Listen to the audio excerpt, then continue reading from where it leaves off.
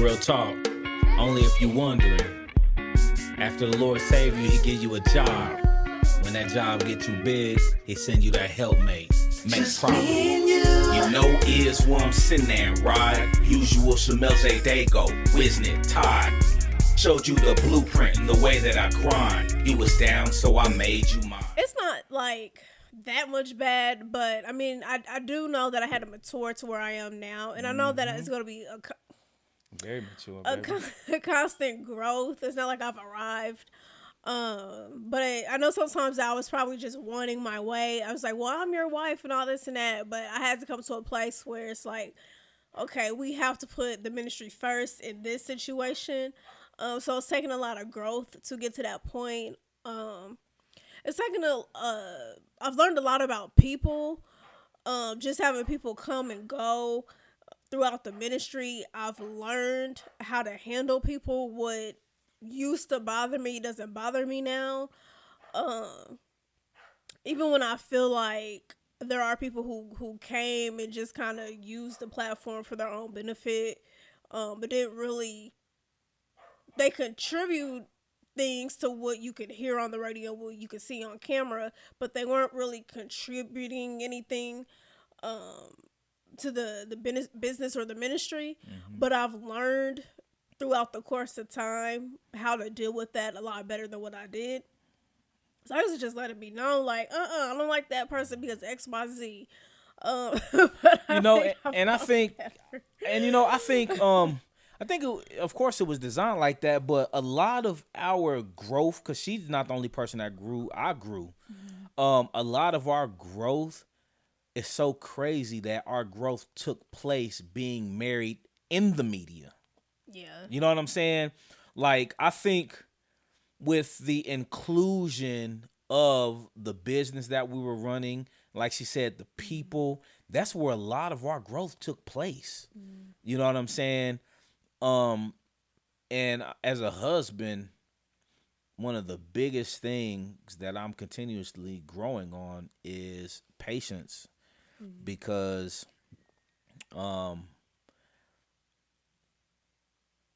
through our growth, we have to learn how to become one. But she has her own belief system. I have my own belief system. And like she said, through people, she has been growing and a lot of changes that took place. And I had to grow and be patient while those changes took place because of the situations that we were in through media. You know what I'm saying? And she just gave a perfect example. She had to show up to a couple of places, you know, with an attitude because of her hair or whatever else. But she had to learn how to still be there and still be effective. And I still had to learn how to be patient with her while she's there and going through those things. You know what I'm saying?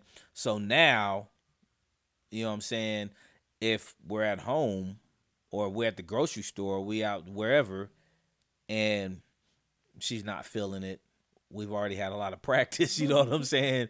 So, and there's always new situations that come up, you know what I'm saying? Don't get me wrong, but we definitely came a long way because I'm extremely an open book.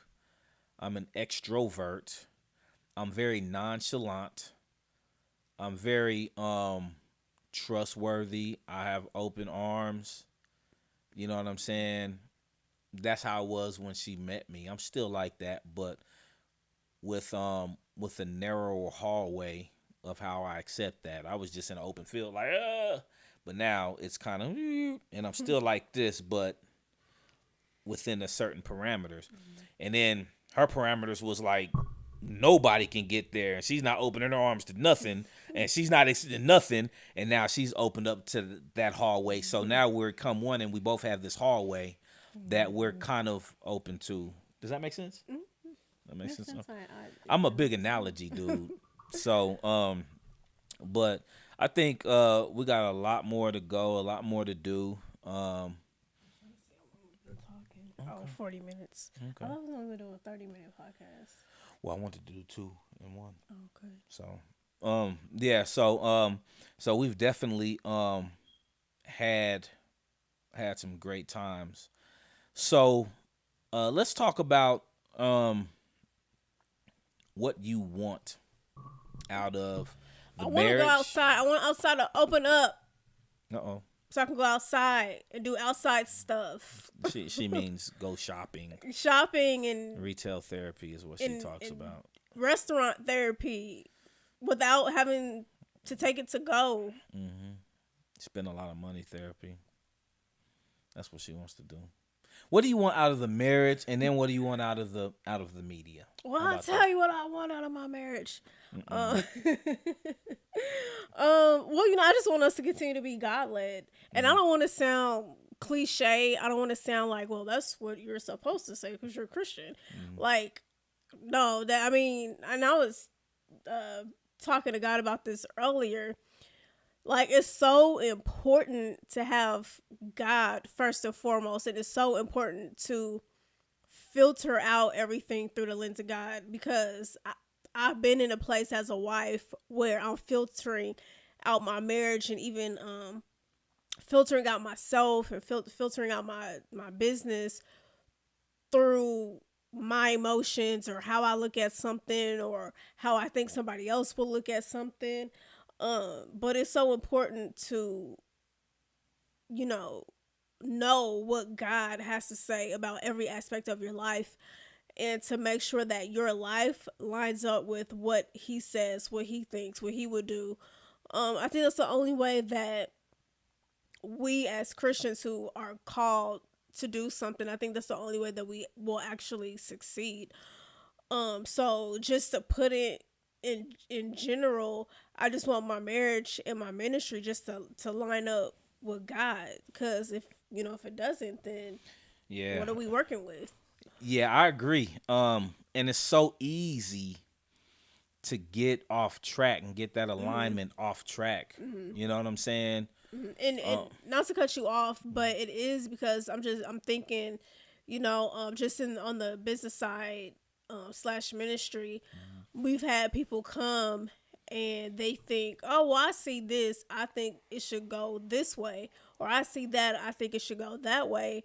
But that's not what God wanted. And I think it's important in any business, in any ministry, to have a connection with God and to have discernment, because some people they come with the good talk. Some people, I don't know if it's because we're Christians, they think they have to say something spiritual to make themselves appealing.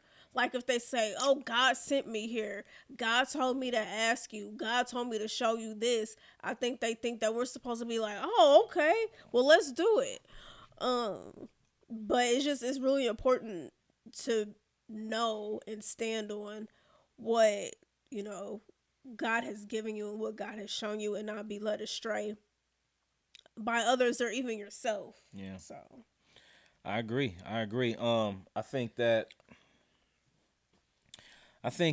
and I second her emotion when she says not trying to sound all spiritual and everything, but I do believe as being a Christian, there's God's permissive will. Like, there's a lot of things that we can do that might not be in our best interest. And then there's things that the Lord wants us to do specifically, which only comes through obedience. And she's saying it's hard for us to decipher that just because somebody says the Lord sent me here. We're like, well, did the Lord really send you here? Or is the Lord allowing me to say, hey, come on in and be a part of this, or not? And that's where a lot of mistakes have came. And this is a big topic for us. It's been a big topic for us. Because I believe in seasons. I believe there's a season that people are supposed to be with you and then not. You know what I'm saying? And I'm such a open arms kind of person. I'm the type of person where I will automatically give you the trust until you show me there's a reason that you shouldn't be trusted. And she's the opposite. You got to gain trust and then maintain it. Which I'm not saying is better or healthier or anything, but yeah. And I'm not saying mine's is the best way. It's just our different belief systems. You know what I'm saying? Because I'm a true believer and vengeance is not mine, and I allow the Lord to govern a lot. But she's more practical and says you need to use wisdom, and I'm like, I'm just gonna let the Lord handle it. You know what I'm saying? And she's like, nah, that's not. You know what I'm saying? So that's just an example.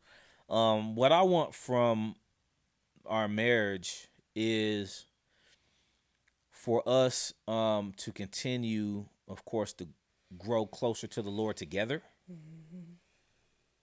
And for us to continue to be cohesive and become one, which we've talked, we counsel with couples that have years. Our pastor's been 30 years married, 40 years married. So we already know it's going to be a long journey, but we just look at the fruit in the season, and that's what I look forward to. How are we now? Are we doing good? Are we in a good season? Are we in another growth season where it's a little uncomfortable? And I just want us to continue, as long as I think we have to be as selfless as possible. And what I mean by that is a lot of conflict with any couple.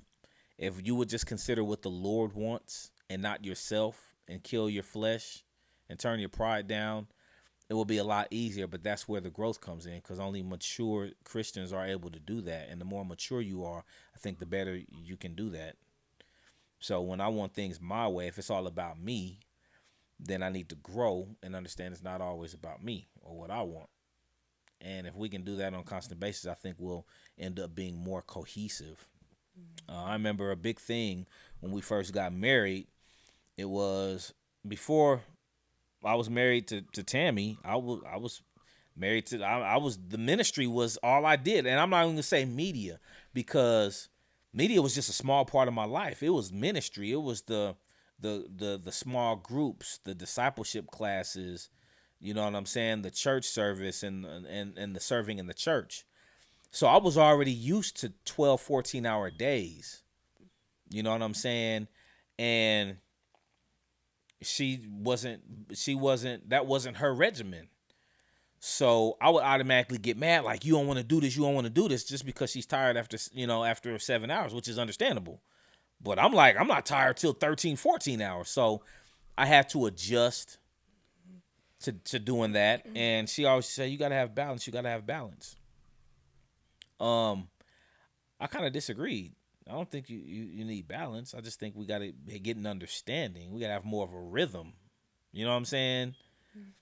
You know, so we're still working on that. You know what I'm saying? I think we've done good with that, though.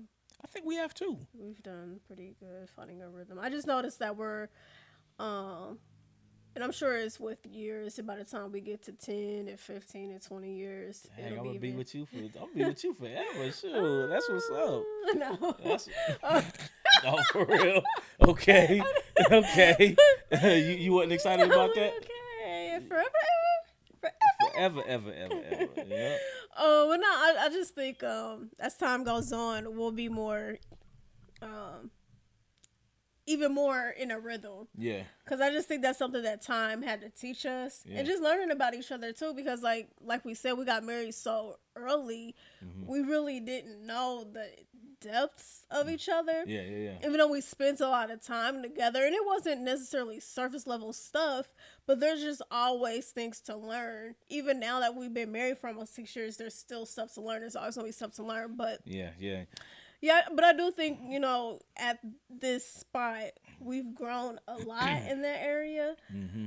So, that's all. It's so crazy. Before I was married, I used to always talk to different married people about it. And I was like, man, my marriage just going to be straight. You know what I'm saying? I'm going to choose the right one and this and that.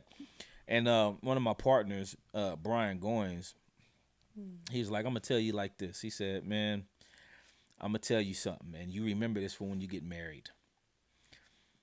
You have to manage the 4 F's very well, because these 4 F's is what's gonna make your marriage easier or harder. Food. Yep. Food, family, finances, and friends. That's good. And at the time, I was like, I hear what you're saying, but I wasn't paying attention to it. But I promise you, probably 60% of our arguments came from one of those 4 F's. Would you agree? Yeah. Would you agree? Probably. Well, not the friends part, but we didn't have any arguments over your friends. We haven't had too many arguments over. Yeah, okay. But I'm gonna tell you a big one. We haven't had any arguments over your friends. We've had discussions, but not necessarily arguments. Yeah, I would agree. Yeah. But some of the biggest arguments was over food. because I'm about, man, I don't like spending money if I ain't got to. Man, and you know what? Again, like in a marriage, there's so much background and beliefs that you have in this huge duffel bag, and you're carrying it over your shoulders to the altar.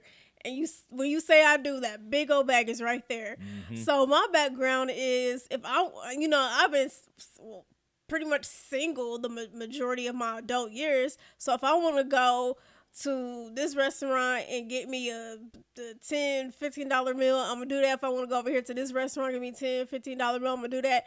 And I'm not going to think anything about it. Or if I want something quick, I'm going to pull around to this drive-thru. And, it just wasn't even a thing with me. It's just I wanted it. I was single. I was by myself. Or even when I lived with my granny, that's who raised me. And even in my adult years when I lived with her, we're still two totally, different people. So I'm still, going to my restaurants and getting my food and stuff like that. So it wasn't even a thing to me. But when I got married, and my husband's like, you can't. I remember when we were dating.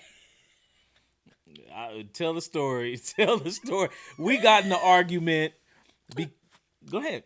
No, not that. He about to go into the sharing. I wasn't gonna talk. I was talking about when we were dating.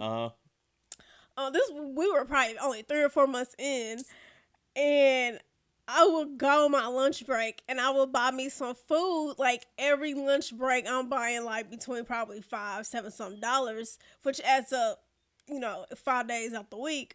But he got so mad. He's like, every time you call me or I call you on your lunch, you spending money on food. I'm like, okay. Like, I honestly did not. It took me a long, long time to be like, what is the big deal? I just thought he was trying to be mean about it. I'm like, what is your deal with me spending my money on food? Like, and where I come from, you know what I'm saying, I lived by myself and paid all the bills on always a limited budget. You know what I'm saying? There's always something that was more important than food. And I never looked at buying food a one day or one event. I look at it at the end of the month.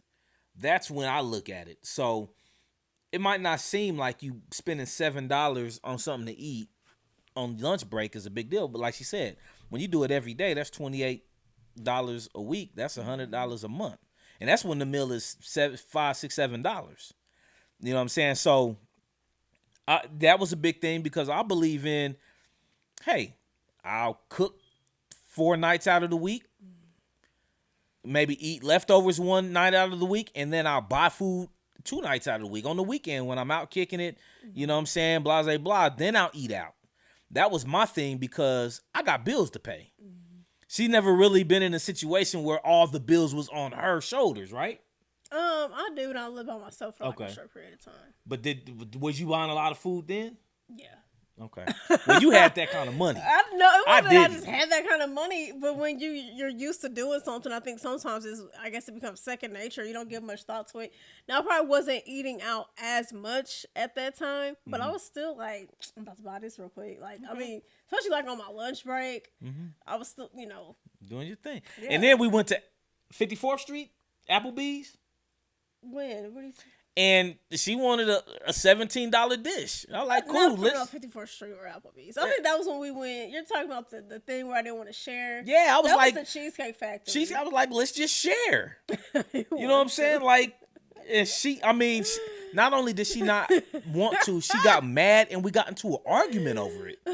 And I'm like, are you serious? I think we were married by then. We were married. We were like newlyweds. And what it was she didn't want to be embarrassed because it was a group setting, right?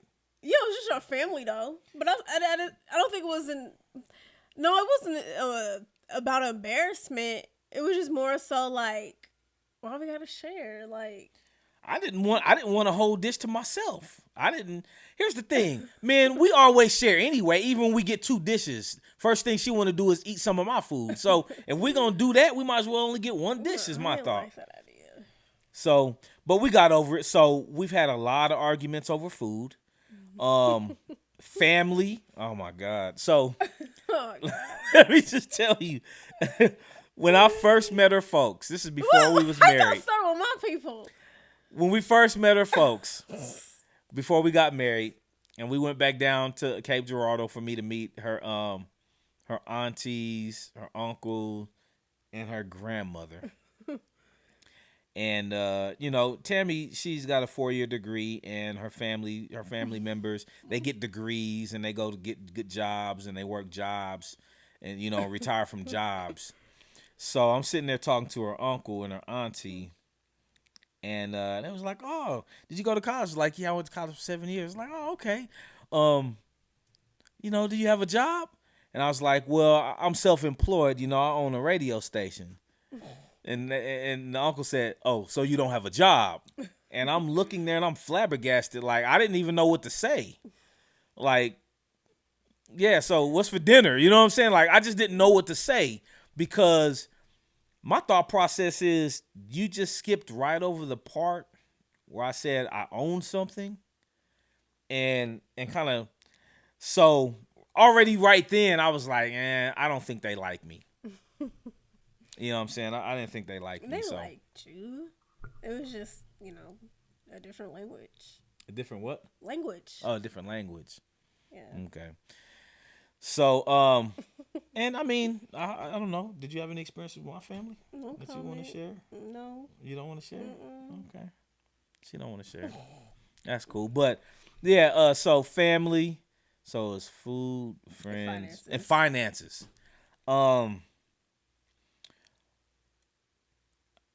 I've always had finances. I you know what I'm saying? When we met,